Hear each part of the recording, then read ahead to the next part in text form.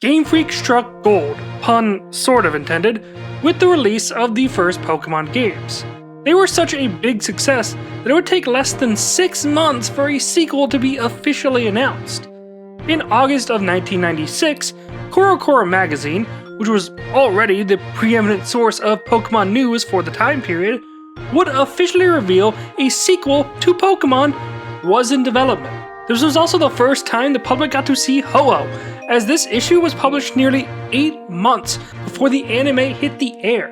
While initial announcements claimed the game would come out in fall of 1997, the game had a very rocky development, and the official Nintendo webpage had to make an official statement in 1998 that the game was postponed, with no clear release date in sight. It would take another year of development for the game to finally be released, and the world would be introduced to Pokémon Gold and Silver on November 21st, 1999, expanding the Pokémon world and setting the precedent for what we now expect from a Pokémon sequel. The games were instantly beloved, and fans are still talking about how much fun they had in the Johto region. However, this new release kind of created an additional problem for Game Freak. In the 3 years between generations 1 and 2, Pokémon did a lot to build up their new franchise, releasing many products and games that fleshed out the world and shored up some of the weaknesses of the first game. By expanding the world of Pokémon with Gold and Silver, adding in new locations, new characters, new game mechanics, and of course 100 new Pokémon, a lot of that side content becomes at least a little obsolete. Now, some of those things are easy enough to bring up to speed. I mean, you can just make new anime episodes or print new cards. In our last episode, we talked about how Game Freak used Pokémon Stadium to give players the ability to see all of their Pokémon in the best 3D they could manage, as well as create something to showcase battling in the most cinematic version they could manage. With Gold and Silver advancing the series beyond the bounds of that game, those same problems would return, wouldn't they? Well, that's why the good Lord invented sequels. Pokémon Stadium 2, also known as Pokémon Stadium Gold and Silver in Japan, would hit store shelves in December of 2000, and the rest of the world about 4 months later. And today, I'm playing the whole thing. You know, I didn't own this game when I was a little kid, not at first at least. I can remember renting it from my local video rental store. Does anyone remember Family Video? For those who weren't around for those days, the way video rental stores used to work, at least in my neck of the woods, is that you would have a copy of the game box on the shelf along with a clear plastic case holding the game.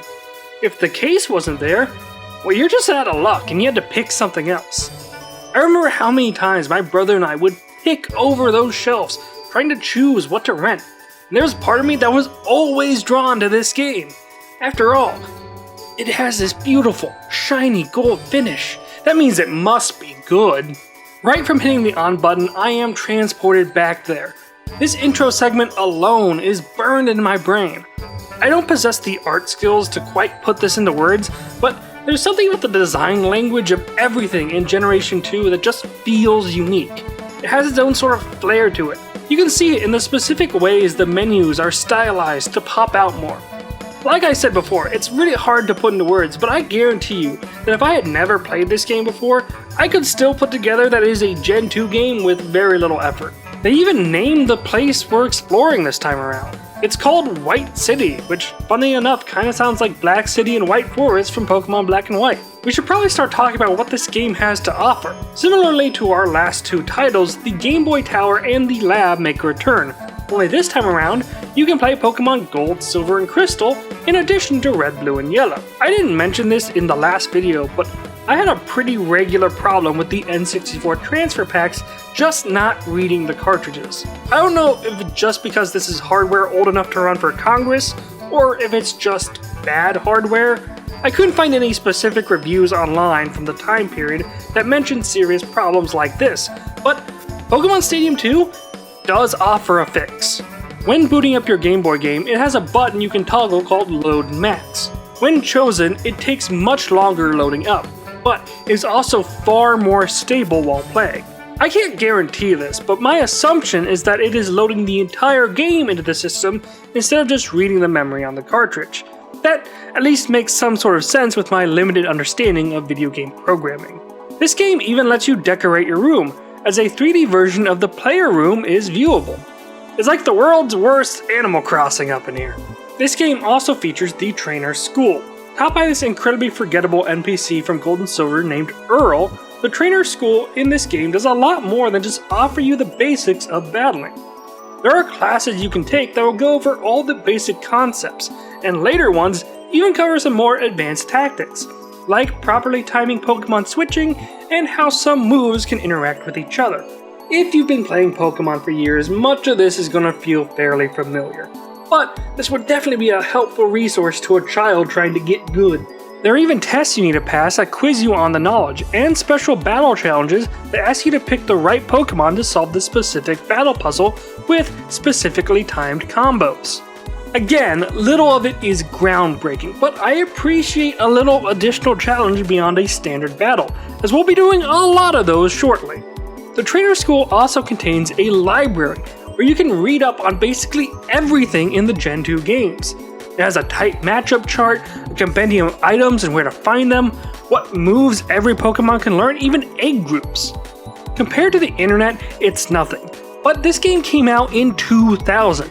Accessing this information at the time was hardly easy for the average grade schooler. Speaking of this guide, all the information it has on Gen 2 games does kind of lead in the fact that I once again had to play through an entire game of Pokemon. You know what's coming, and once again rental Pokemon just weren't gonna cut it. Once again, the first challenge we're going to have to conquer will be the Gym Leader Castle. Except, there are a few changes this time around. As you might imagine, instead of the Kanto Gym Leaders to square off against, we have the Johto Gym Leaders. The second thing you'll notice is that instead of a 4-round gauntlet that ends in a Gym Leader, different gyms will have different amounts of trainers. Faulkner starts with 1 additional trainer, and nearly everyone else will have 2 trainers, counting the Gym Leader of course, for a total of 3. Jasmine doesn't even bring anyone to the party. If you think this makes this one easier, you'd be half right. Before I mention the pain this round can offer, let me introduce you to my team. You see, Pokemon Stadium, being built around the Gen 1 games, had a large amount of exploits that were really easy to access. Gen 2, however, did marginally better at putting together a functional game, which means I don't have the option of getting whole teams up to whatever level I need them instantly. I have to work with what I got, and what I got is my playthrough team, which the game does not particularly like. I played through Crystal, which meant I got access to the Odd Egg, a special gift in this game that hatches into a random baby Pokemon with a whopping 14% chance of being shiny. And it always knows the move Dizzy Punch, which these Pokemon aren't normally supposed to know. I got a shiny Tyrogue from the Odd Egg, and naturally, I wanted to use it for my team because it's a shiny. Stadium 2 even has this sweet Pokeball opening animation, which adds on all these sparkles when the Pokemon is shiny. However, because my Hitmonchan knows Dizzy Punch, a move it isn't supposed to know, Stadium 2 flags me as using an illicit Pokemon and colors my trainer name with purple. I raised this boy from an egg. He is not illegal. I also want to mention the teams for the gyms. I get that filling out a team of 6 Pokemon is difficult for some of these trainers, so you have to bend the rules a bit. Like, I get that there just weren't 6 steel types for Jasmine to have, but why does she not have a Scizor and does have a Mantine and Corsola? Bugsy still can't get the iconic Johto bug Pokemon Heracross, but can get Weepinbell and Pupitar, and frickin' Morty doesn't get a Mischievous, despite the fact that it is literally the only other ghost type in the game, but he does have a Marowak, Girafarig, Noctowl, Ariados, and Pseudo frickin' Wudo. Who made these teams and why? The main 8 gym leaders didn't offer me too much of an issue, truth be told. I did have to battle Claripsir Expedition 33 twice because this AI has a literal unfair ability to land critical hits on highly inaccurate moves, but other than that, the gym leaders were fine. They just weren't the entire challenge. After you beat Jasmine, the screen will go black and Team Rocket will make their entrance. I like this inclusion conceptually because it makes the Gym Leader Castle feel more like a real place that I'm fighting my way through. I hate this inclusion because these guys are freaking annoying to defeat. The first grunt always uses an explosion tactic, which makes him fairly easy, but the second grunt employs a toxic stall strategy, which always slows down a battle even if you can deal with it. The first executive really likes the move Thief to ruin any held item fun you might enjoy, and the last guy has some legendary levels of coverage on his team. Easily the longest individual gym level challenge of my experience was Team Rocket. The last guy's Houndoom was such a pain to deal with.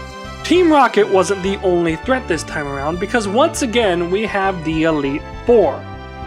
These guys are, once again, a massive challenge requiring so much gosh dang work to get through, and each member has their own unique brand of causing me enough stress to put me in an early grave.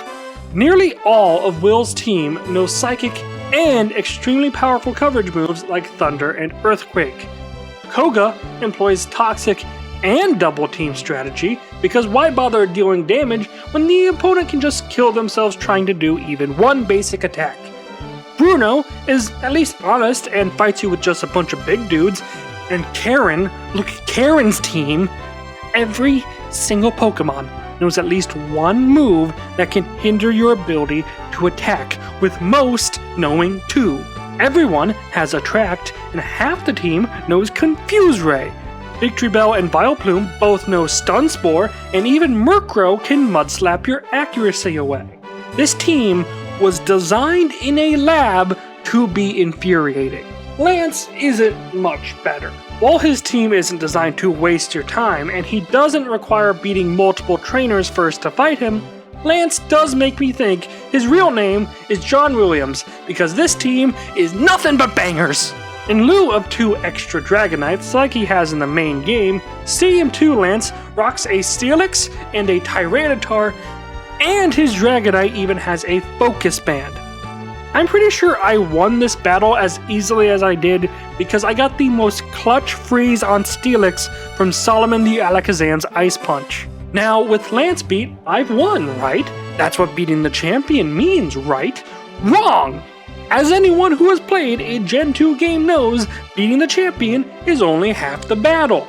Now, I have to take on all 8 Kanto gym leaders as well. They all suck too, by the way. Most of them have teams designed around the Karen philosophy, i.e. make playing the game infuriating as you accomplish nothing. For context, one 3-on-3 fight with Erica lasted a half hour as I had to stall out the rest PP on her frickin' Vaporeon. You aren't even trying to give her a grass type. They do throw you the singular bone that is cutting out the gym trainers so you can challenge the leader directly, and you can challenge them in any order like in the main series game. I just wish they didn't bring me so much pain. When you beat those leaders, you gotta take on the same challenge everyone does in a Gen 2 endgame, a match against Red. I don't know if this reflects poorly on Red or if it just highlights the insanity that I've dealt with, but this has gotta be one of the easiest hurdles to clear in this game since Team Rocket hit the scene, and that includes some of the challenges to come. His team is pretty different compared to his team in the Gen 2 games, having all 3 Johto starters as opposed to the Kanto starters he is so synonymous with.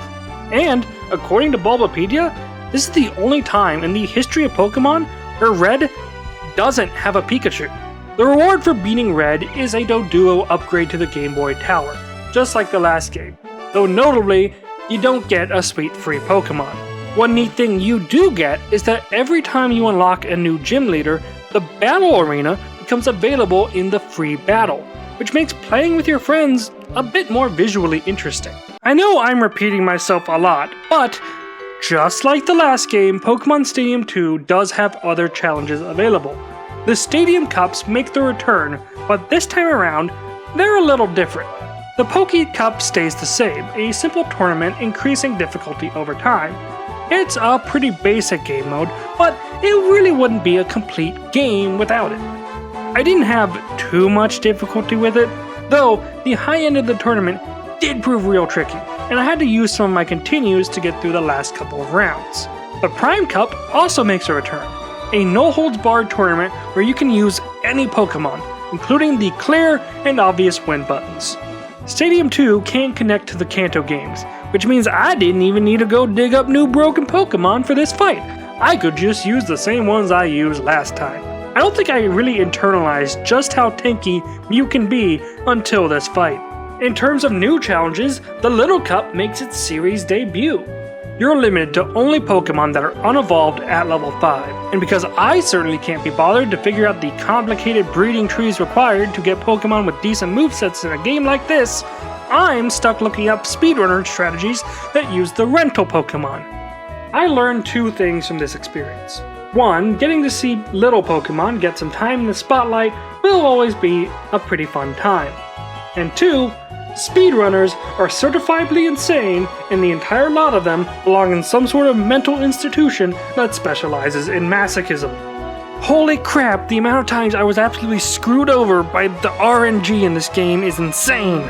The final headache for Stadium 2 is the Challenge Cup, and there is no amount of time that I could have spent that could have prepared me for this frustration.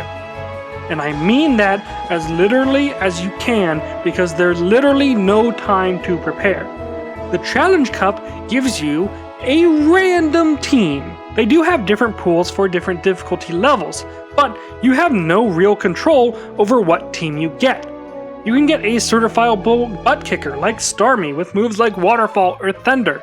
Or you can get an absolute dud, like a Kabutops that's only stab move is Rollout and whose strongest attack is Blizzard, on a physical attacker. You are completely at the mercy of RNG, and RNG hates you. It hates you so very much. Upon clearing every Stadium Cup, you get a Dodrio upgrade for the Game Boy Tower, and you get a call on your Pokegear. You've been called out by a rival. It's time for the final battle against Silver. I'm sure that on paper that sounds less intimidating than the Mewtwo we fought in the last game, but rest assured that is not the case. Because Silver doesn't just roll up with a standard endgame rival sort of team.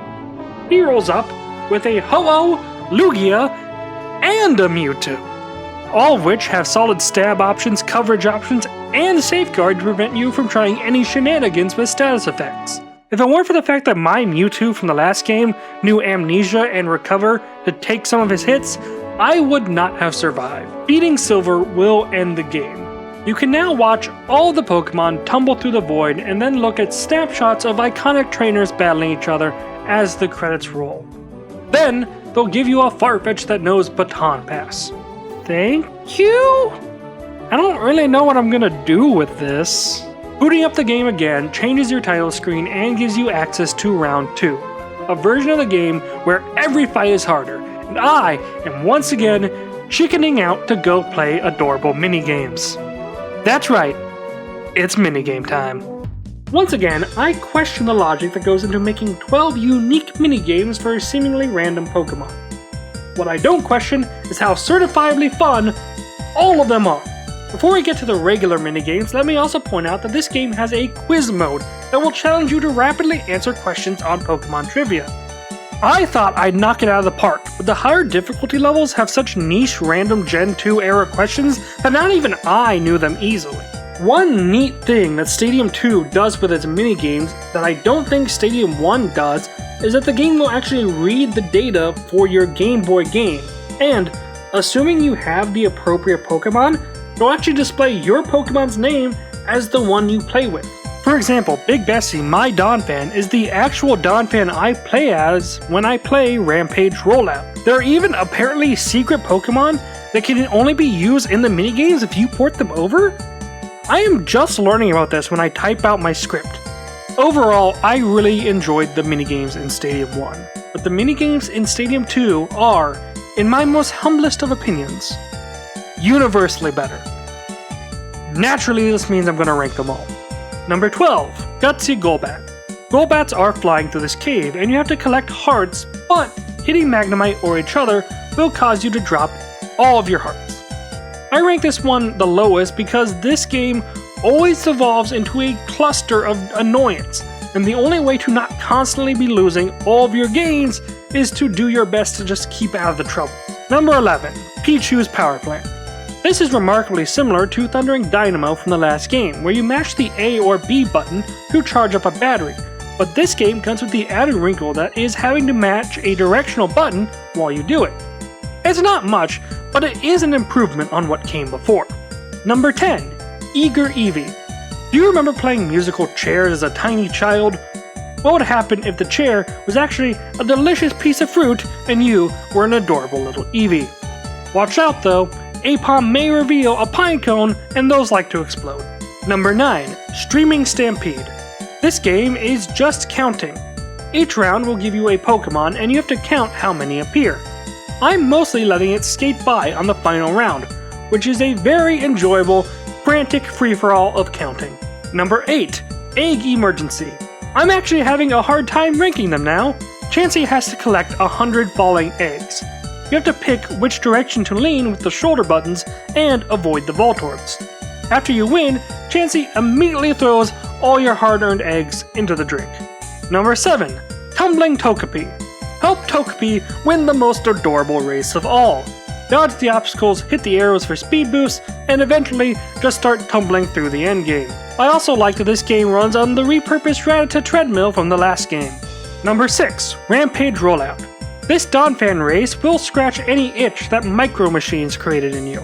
You might think you can just hug the inside wall, but players also get the ability to spawn one of these dust tornadoes when they finish a lap not in first place, so you have to avoid the landmines they can place.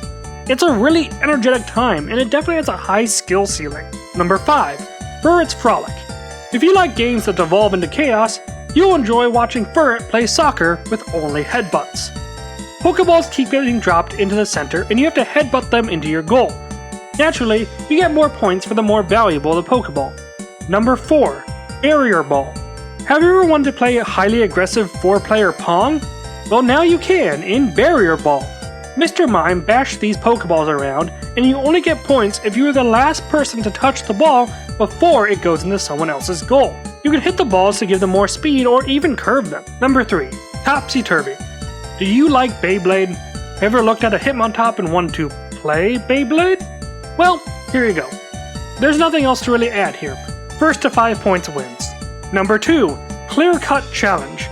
Spinarak will drop logs from above, and you have to time your cut to hit the white line. This game invokes the feeling of being a samurai master, hitting the single master strike. Be careful though, going over the line will deduct points. Number 1, Delibird's Delivery. I need everyone to accept how cool Delibird is. He's so freaking adorable, and this game should be all the evidence you need of that. Delibird has to collect presents from the bottom of the screen and deliver them to the top. Similarly to Sushi Go Round, there's some real strategy here. Different presents are worth more points, and there's a multiplier to collecting the same present multiple times in a row. You also have to factor in Delibird's sack space. Delibird can hold a max of 5 presents at a time, but every present lowers his movement speed, making you easy pickings for the roving Swinub. It is clear that a ton of thought went into this one, and is absolutely incredibly fun. Now we can close the chapter on the Gen 2 Battle Sim. Stadium 2 can be obscenely, frustratingly difficult, this is true, but it is also really fun. It's clear that the developers saw what worked well in the first game and took the time to expand upon those things, while shoring up their weaker parts. This applies to the whole game, but I think the minigames really highlight that. The ones in the first game had a lot of button mashing mechanics, while nearly every minigame in Stadium 2 has its own unique playstyle that makes it stand out from the others. Stadium 2 showed that there was still more to explore in the 3D battle simulator space. There's always a way of improving upon the experience. I think they really nailed it. The ethos of Gen 2 was doing Pokémon, but more. and Stadium 2 lived up to that. Join me next week as we explore a new generation of Pokemon and a new generation of video game consoles. We'll be leaving the N64 behind and checking out the GameCube in Pokemon Colosseum. Like the video, share it with your friends, and I'll see you in the next one. Bye.